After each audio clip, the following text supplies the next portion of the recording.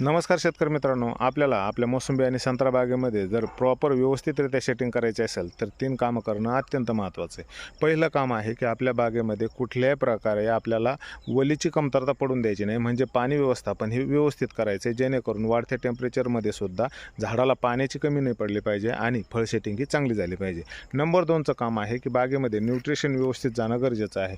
13-045 असेल, युरिया असेल, calcium boron असेल किंवा 19-19 असेल, या खताच्या मात्रा विभागून आपल्याला आपल्या बागेमध्ये जाऊन द्यायच्या आहेत, तेव्हाच आपली प्रॉपर सेटिंग ही व्यवस्थित होणार आहे. नंबर 3चं काम आहे की आपल्या बागेमध्ये तण व्यवस्थापन करणं आपल्याला खूप महत्त्वाचं आहे, जेणेकरून वेगवेगळ्या किडी आणि रोग, इन्सेक्ट याचा अटॅकसुद्धा आपल्या बागेवरती झाला नाही पाहिजे आणि त्यामुळं सुद्धा आपली फळगळ ही झाली नाही पाहिजे. याच्यासाठी आपल्याला तण नियंत्रण म्हणजे ब्रश कटरच्या सहाय्याने सुद्धा आपण करू शकतो. तर त्यासाठी आपण व्यवस्थितरित्या काम जर केलं तर निश्चितच आपल्या बागेवरती आपल्याला पाहिजे तेवढी फळं ही 100% भेटणार.